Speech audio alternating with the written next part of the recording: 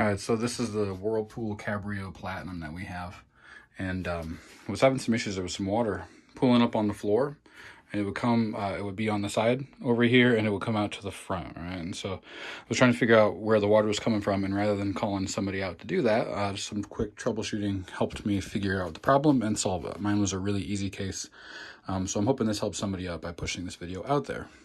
So first thing I did was I watched the cycles. I just ran it on a casual cycle, which is what we normally run all our loads on. And as I was watching it, I noticed that the reservoir back here for the fabric softener was filling up, and it was overflowing, and then overflowing was causing that water to go down the side of the machine here on the inside and go all the way down to the floor. So the problem for me was right here. And so pretty easy if you there's 2 bolts on the back, 2 screws that you can take off, and allows you to open this whole thing up. In order to pull this top up, you just open that up and pull forward here, and then it gets you inside this thing. And so this is the reservoir here for that part, and it's right here. And so what I did was I was just taking a look at this to make sure that there was no leaks maybe on this hose, that kind of thing. This was filling up though. It wasn't draining down into here properly. It was overflowing. So what I did was I looked into these 2 holes, and when I looked into this hole right there, I found that there was a piece of Scotch tape and a hair tie that had fallen in there. Somehow when we were loading up one of the things, it was loading up. So that second hole was not allowed to drain, and it was a pretty simple fix from there.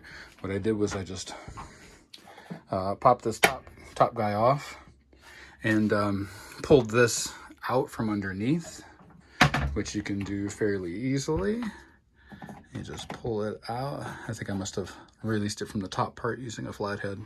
Yeah, right here. Just push down on those little tabs. The whole thing pops out, and I was able to take a look at it. The clog was down in there.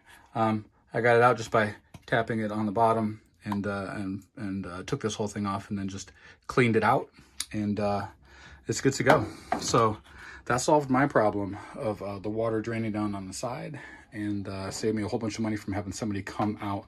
I know a lot of the reviews had talked about, or things I'd seen online had talked about, how the fill valve was going too fast, needed to replace the fill valve, which is like $126 online. So this was a lot easier, cheaper fix, and hopefully maybe it'll help you out. All right, see ya.